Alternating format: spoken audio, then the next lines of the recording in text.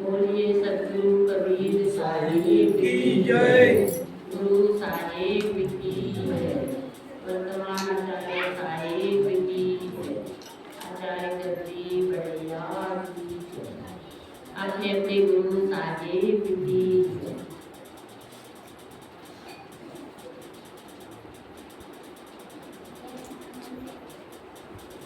शब्द स्वरूपी ज्ञान में दया सिंधु मत धीर मदन सकल घट पूरे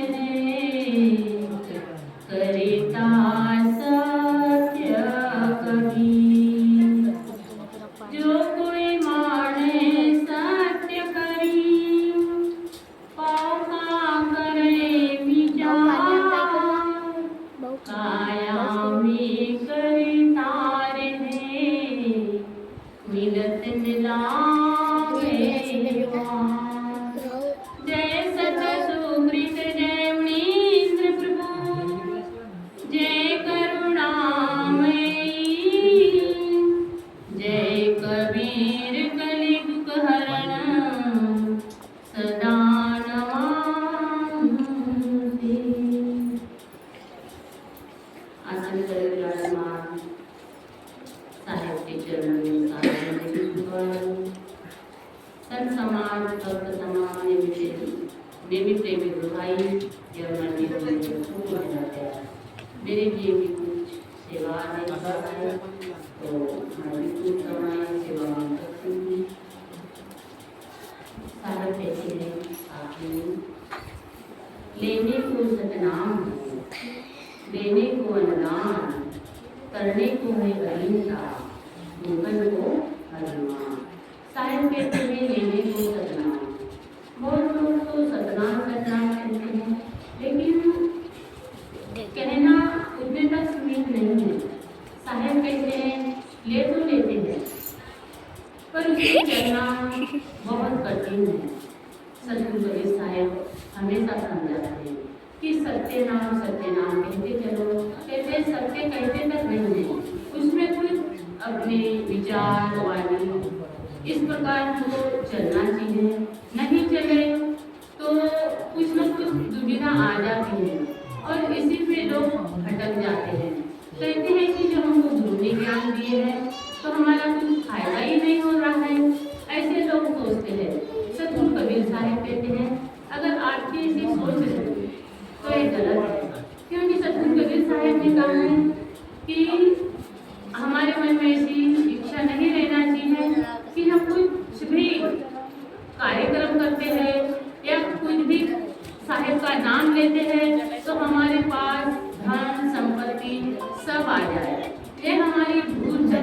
तो एक समय की बात है, एक बूढ़ी माता थी, उसने भी गुरु से कंठी माला तो ले ली थी, कंठी माला ले ली थी पर कुछ समय तक के वो बहुत आरती पूजा करती रही, साहिब का नाम लेते रही। लेकिन कुछ समय के बाद धीरे धीरे आदमी भूलने लगता है तो वो भी माता जी धीरे धीरे भूलने लग गई। अब वो सोचने लगी कि क्या बातें थी, हमारे घर में कुछ कमतरता दिख रही है। तो कुछ समय बीतते बीतते माता जी के घर में खाने पीने के लिए अन्न नहीं था तो दिन में भी बरोबर उनको भोजन नहीं मिलते था और रात में भी नहीं मिलते था। वो सोते भी थे तो उनको नींद नहीं आती थी। तो उनका एक तो बेटा था तो अपने बेटे से कहने लगी कि काफी समय हो गया, हम अपने गुरु जी के दर्शन के लिए नहीं गए हैं, चलो अपने गुरु जी के दर्शन के लिए जाएंगे, ऐसे कहा। तो उनके लड़के ने कहा नहीं माँ आप मत आओ, आप घर में रहो और मैं जाता हूँ गुरु जी के दर्शन करने के लिए। तो दूसरे दिन अपने गुरु के दर्शन करने के लिए जाने लगा। रास्ते में जाते जाते कुछ समय बीत गया, रात हो गई। तो एक तो घर के बाहर मकान था, वहीं रुक गए। तो कहने लगे कहाँ जा रहे हो भाई, अभी इतनी रात में हमारे यहाँ आए। तो कहने लगे कि हमको अपने गुरुजी के दर्शन के लिए जाना है। तो कहे क्यों, तो बोले मेरी माँ बोली है इसीलिए जा रहा हूँ। तो कहे हमारी भी एक तो समस्या है, हमारी भी एक तो समस्या है, अपने गुरुजी को पूछ के आना इसका क्या हल होगा। तो कहे कौन सी समस्या, तो कहे हमारे यहाँ एक लड़की गूंगी है, वो बोलती सी नहीं है, तो कैसे बोलेगी और उसकी शादी कैसी होगी, इस समस्या का हल पूछ के आना। तो कहा ठीक है। और जाते जाते कुछ दिन बीत गए, क्योंकि आश्रम बहुत दूर था और पहले के जमाने में पैदल यात्रा थी। तो और चलते चलते एक तो जंगल में एक तो किसान का मकान मिला। तो बहुत बड़ा मकान था पहले का, मिट्टी का। तो वहाँ वो रुक गया। तो कहे भैया इतनी रात में हमारे यहाँ आए। तो कहे हाँ हम जा रहे हैं अपने गुरुजी के यहाँ। तो कहे हमारी एक तो समस्या है। तो कहे क्या, तो कहे हमारे यहाँ तो इतनी सारी जगह है पर धानच नहीं होती। तो बोले क्यों, तो मेहनत तो करते हैं, तो आपके गुरुजी से इस समस्या का हल पूछ के आइए। तो कहा ठीक है। अब वहाँ से निकला चलते चलते और आगे गया। तो एक तो संत का आश्रम था, वहीं रुक गया। वहीं रुक गया 2-3 दिन तक के। तो संत कुछ उनसे पूछे ही नहीं, भोजन पानी करते अपने काम में व्यस्त रहते। तो जाते समय कहा अरे भाई आपने कुछ बताया नहीं। तो संत ने कहा आपने कुछ बताया नहीं तो हमने कुछ पूछा नहीं। तो कहे कहाँ जा रहे हो, तो बोले हम अपने गुरुजी के यहाँ जा रहे हैं। तो बोले क्यों, तो बोले कुछ समस्या है। तो कहे हमारी भी एक तो समस्या है, कहे हमारा ध्यान नहीं लगता। तो बोले क्यों ध्यान नहीं लगता, तो कहे क्या बात है, संत तो आजकल ध्यान करते हैं, बोलते हो कि ध्यान नहीं लगता। तो समस्या का हल आप पूछ के आना अपने गुरुजी से। तो कहा ठीक है। अब अपने गुरुजी के यहाँ गया और सारी बात बताए अपने गुरुजी को। तो गुरुजी ने कहा ठीक है, अभी हमारे यहाँ 2-4 दिन आप रुकिए और उसके बाद जाना, तो मैं सब समस्या का हल बता दूंगा। जब वो वहाँ से निकला और जाने लगा तो पहले उनको कौन मिला था, वही मिली थी बाहर घर था तो गूंगी लड़की। तो उन्हीं के यहाँ नहीं आश्रम मिला। तो पीछे जैसे लौटे तो आश्रम से जाने लगा। तो वापिस भी तो पहले आश्रम मिलेगा। तो आश्रम में आने लगा। आश्रम में आया और रहा। तो कहा भाई हमारे समस्या का हल पूछे हो क्या, तो कहे हाँ पूछे तो है, तो क्या बताए। अरे भाई आपके घर में जो कंठी माला है ना, तो वो सोने की है। पहले के जमाने में सोने की कंठी माला बना लेते थे लोग, इसीलिए बना लेते थे क्योंकि आज के जमाने में कोई सोने की मूर्ति की पूजा करते हैं, कोई चांदी की मूर्ति की। तो वो भी उनको किसी ने दिए थे, तो वो वाली माला भी अपने घर में रख लिए, घर में आश्रम में रख लिए। आश्रम में रखे तो जब भी ध्यान करने बैठना तो उसकी ध्यान उस माला पे रहती। कहते कि अगर हम ध्यान में बैठेंगे, अगर इस माला को कोई चुरा के ले जाएगा तो हम यहाँ रह रहे तो कोई मतलब नहीं रहेगा, क्योंकि उसी का ध्यान वो माला पे थी। तो वो लड़के को कहा, वो लड़के ने कहा अब तुम्हारा ध्यान नहीं लगता है तो माला का क्या करोगे। तो कहे मैं कैसे करूं। तो कहे भाई आप तो गरीब है, ये माला आप वही ले जा लेके अपने घर जाइए, आपके काम आएगी।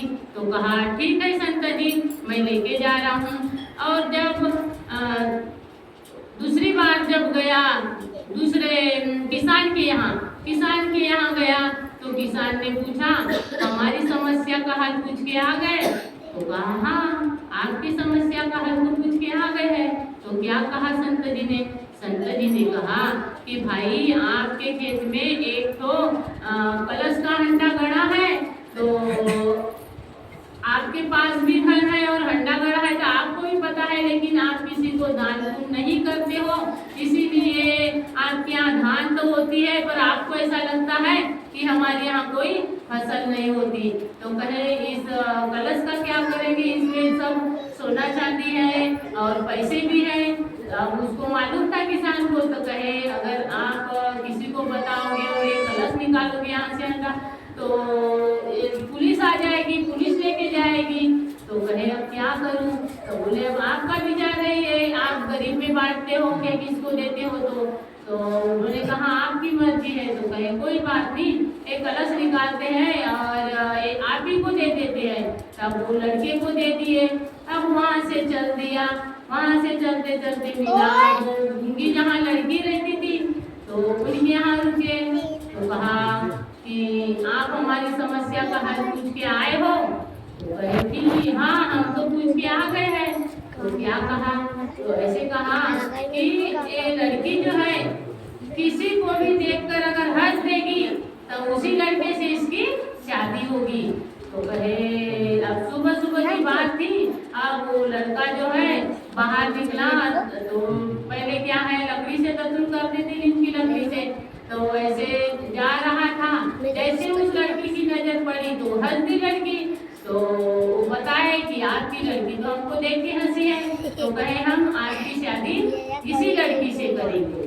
तो ये तीनों बात हो गई। तो उनको देखो, एक तो माला भी मिल गई सोने की और एक कलश भी मिल गया गुरु के आश्रम में जाने से।